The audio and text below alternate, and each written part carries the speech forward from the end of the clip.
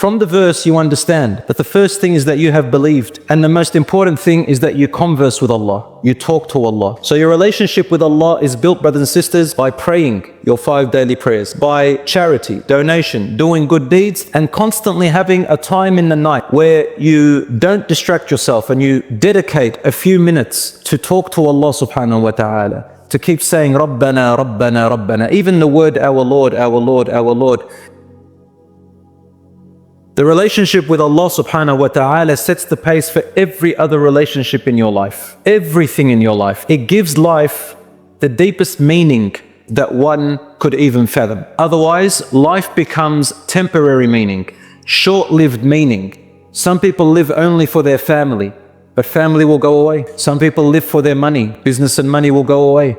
Some people live while they have their health, but health is not guaranteed, suddenly it goes away. If we lose these things that we live for, what becomes of us? We start seeing life as meaningless more and more. And that's the result of why certain people fall into certain problems, mental illnesses, and God forbid, some people don't even see any reason to live on. The first thing, our relationship with Allah subhanahu wa ta'ala is the first thing. And I'm just going to quote an ayah from the Quran and one hadith Qudsi, which should insha'Allah explain how do we build our relationship with Allah. Very simply, Allah says in Surah Al-Imran from verse 190 to 195, A'udhu billahi minash shaitanir rajim.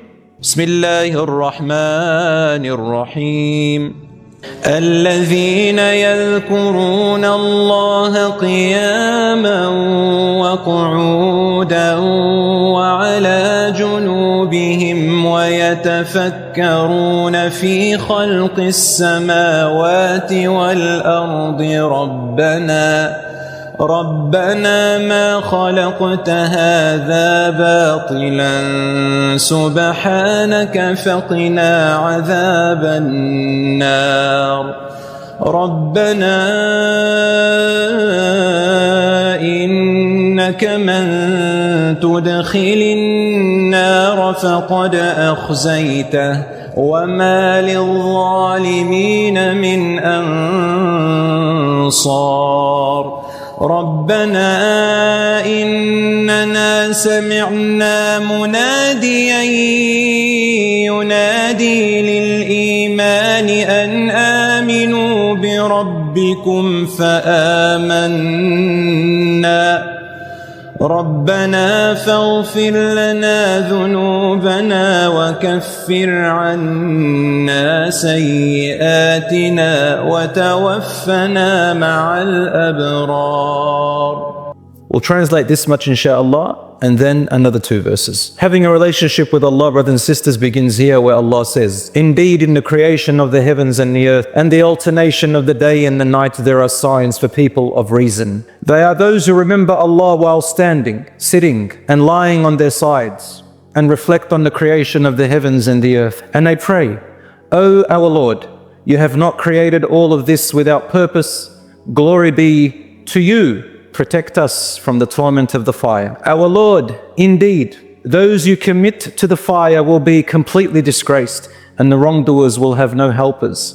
Our Lord, we have heard the caller to true belief, proclaiming, believe in your Lord alone.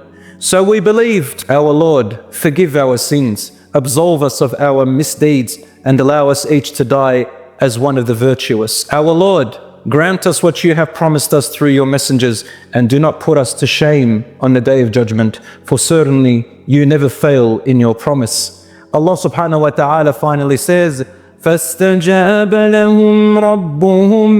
The verse before, رَبَّنَا وَآتِنَا مَا وَعَدتَّنَا عَلَى رُسُلِكَ وَلَا تُخْزِنَا يَوْمَ الْقِيَامَةِ إنك لا تخلف الميعاد فاستجاب لهم ربهم أني لا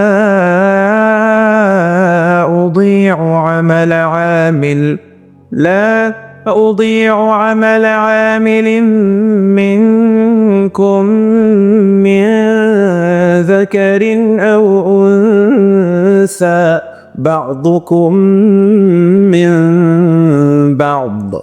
Allah subhanahu wa ta'ala says, so their Lord responded to them, I will never deny any of you, male or female, the reward of your deeds. Both are equal in reward. My dear brothers and sisters, from here we can understand from these simple verses that there is an intimate relationship happening. There is this two-way relationship happening between you and Allah, you and God.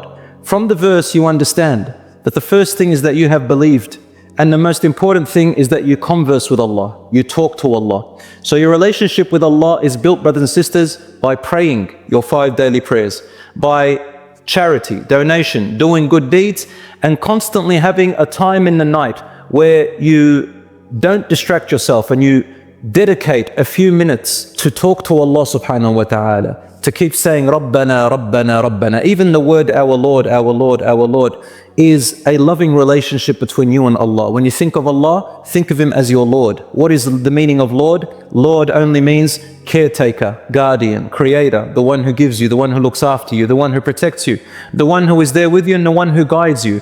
Your Lord, Rabbana. This is how we address Allah subhanahu wa ta'ala, brothers and sisters. We call Him as Rabbana, Ar-Rabb. There is no one who cares for us more than Him. And you seek refuge in Him and you ask Him to fulfill His promise that He gave as we believed in the messengers and prophets. And Allah subhanahu wa ta'ala, He's saying, don't cut off your connection with me, because if you cut off your connection with me, the connection will be cut off. Allah never cuts you off, but it is us who cut Allah subhanahu wa ta'ala off. And Allah subhanahu wa ta'ala always has the door open. We can always return. As you can see in these verses, there's constant repetition of how our Lord forgive us, how our Lord grant us salvation, save us, protect us. Allah subhanahu wa ta'ala, He loves this type of relationship because it's a one of intimacy. You're pleading to Allah subhanahu wa ta'ala to keep you protected. When Allah subhanahu wa ta'ala told you, don't worry, but you say, my Lord, protect me. Allah subhanahu wa ta'ala, when He sees you doing that, Allah subhanahu wa ta'ala's mercy encompasses you, right? It's like when a child says to his mother or her mother, Mum, please, make sure that I'm safe, make sure that tomorrow at school I've got my lunch, otherwise I won't have anything to eat. If like a 5-year-old or something. And when the mother hears these words, only the compassion and mercy hits her. And she says, how can I leave my own son? My son is worried that I'm not going to look after him. And the more you say it, the more the mother gets teary over these words. Says, stop, don't say it, don't say it. So Allah subhanahu wa ta'ala always tells us about our parents whenever He mentions His name in the Quran. Because our origin came from our parents and our original origin came from Allah subhanahu wa ta'ala. So brothers and sisters, whoever does not have a relationship with Allah, the life becomes less meaningful and only temporary. And as you all know, when the Prophet Muhammad sallallahu alaihi wasallam died, Abu Bakr radiallahu anhu stood up and he said, Man kana ya'budu Muhammadan fa inna Muhammadan qad mat. Whoever worshipped Muhammad, then he has died, sallallahu alaihi wasallam. Wa man kana ya'budu Allah fa inna Allah hayyun la yamut. Whoever worships has always worshipped Allah. Allah is ever living, He will never die. Allah subhanahu wa ta'ala also tells us, however, with one little tender, how can I say it? In Arabic it's called itab. It's like when you care about someone, but you tell them something to be weary of. So Allah subhanahu wa ta'ala says in the Quran also, He says, some humans, when good happens to them, they stay connected to me, to Allah. And when a calamity befalls them, they begin to cut me off their life. And Allah subhanahu wa ta'ala says, everything is from Allah, but you need to put your patience and trust in Allah subhanahu wa ta'ala in whatever happens. Brothers and sisters, when COVID hit, and some of us who got sick, alhamdulillah, many of us made it through. May Allah have mercy on those who passed away. Some of us lost our sense of smell. Some of us lost our sense of taste. I did, subhanAllah. Till today, I haven't got my entire taste back, subhanAllah. But when you lose your senses, something as simple as a smell or a taste, and then suddenly it comes back, you feel like you own the world, subhanAllah. And when we always have it with us, we forget the blessings that Allah subhanahu wa ta'ala has given us. So sometimes Allah may diminish something from you to keep you connected and appreciative, because we are naturally forgetful beings. So brothers and sisters, everything Allah does with us is to keep you connected and knowing a meaningful life, a life that's beyond here, to make it through, inshallah. Brothers and sisters, I quote now a hadith of the Prophet sallallahu alaihi wasallam, which is in Sahih Bukhari 6502. It's called the Hadith Qudsi. Hadith Qudsi means that Allah subhanahu wa ta'ala spoke it, but it's not Quran. So it wasn't sent down as wahi, revelation is a scripture, nor was it just the Prophet's words which were said to him to say them in his own words. They are Allah's words said in human form, and they're not like the Quran, but they're a little bit higher than hadith, a little bit lower than ayah. They are called Hadith Qudsi.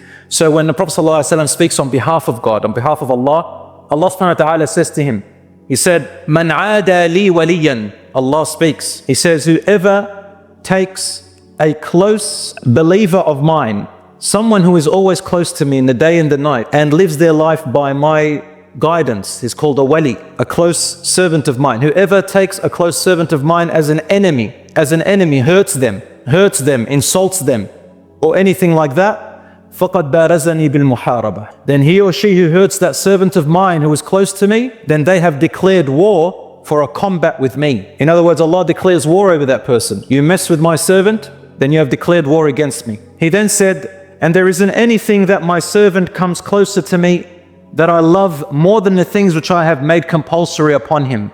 The compulsory salat and the compulsory acts of worship, brothers and sisters, are the most beloved to Allah. They are the ones that connect you the most with Allah. That's why we make them the priority. Then Allah says, and my servant continues to get closer to me by doing acts which I did not make compulsory upon him. They are called voluntary acts, nawafil, such as voluntary salat, voluntary donation, voluntary good deeds that you do out of your love for Allah subhanahu wa ta'ala. He says, hatta uhibbuh, until I love him. Now Allah subhanahu wa ta'ala loves you in a certain way different to others. Not Allah's love for people is not the same. The more you connect with him, the more love increases. The further away, you feel it. You feel how you're distant from him. The closer you feel that love. So Allah says, I love him in a special way, or her. And when I love them in that special way, I become their hearing which they hear with, their eyes their sight which they see with, their hands which they touch with, their legs which they walk with. Then he starts to hear by my hearing, meaning that Allah subhanahu wa ta'ala, it's not literal, that when he or she listens, Allah subhanahu wa ta'ala guides their ears to love to listen to the things which he loves. And his ears begins to hate the things which Allah hates. And his eyes see what Allah loves to see, and his eyes hate what Allah subhanahu wa ta'ala hates. And his hands and feet the same. Allah says, and if he were to ask me for anything, or she, I will give them. And if they sought refuge in me, I will save them. And there isn't anything I ever hesitated to do more than when I hesitate to take my servant's soul at the time of death. For my soul, for my mu'min believer, my believing servant hates death, and I hate to cause him or her harm. However, death is inevitable. This hadith, as I said, is in Bukhari, number 6502, and similar to it in Muslim. As you can see, brothers and sisters, when we think about Allah, this is what He's telling us. This is the type of relationship that He is talking about. So, first and foremost, brothers and sisters, establish your relationship with Allah subhanahu wa ta'ala. Doing your 5 daily prayers, never leave them out. Increasing your voluntary work. Fast voluntary days. Donate and give charity. Even if it's moving an obstacle off the road, it is a form of charity which Allah loves. Smiling in your family's face, to your parents, to your siblings, to your brothers and sisters, to your children, to your spouse, your wife and your husband, to your Muslim brothers and sisters, to bring happiness to other people, to ward off harm from other people, to defend another person who is innocent, to speak well, to withhold your anger and not act out in the wrong way. Of course, anger, sometimes it's good and most often it's bad, but to restrain yourself from letting your emotions do the wrong thing, from monitoring what is halal and what is haram, and fearing Allah subhanahu wa ta'ala in night and day with what you earn and what you spend, how you nourish yourself and what you speak and what you learn. And all of these, brothers and sisters, is being with Allah subhanahu wa ta'ala. And finally, Allah says to the Prophet ﷺ, فَاعْبُدْ رَبَّكَ حَتَّى يَأْتِيَكَ وَاعْبُدْ رَبَّكَ حَتَّى يَأْتِيَكَ الْيَقِينَ. Worship your Lord until death or certainty, until certainty comes to you. Certainty is death. Why did Allah call it certainty? Because no person in the entire world, nothing, not even an animal, Muslim or not Muslim, human or animal, jinn or angel, can deny that death is inevitable. That's why Allah called it yaqeen, certainty. And what is death to us as Muslims? It is when your soul completely leaves your body and you return to Allah. And then after that, you come back alive. So death means returning back to the one who put you here, Allah. Inna lillah wa inna ilayhi raji'un. To Allah we belong,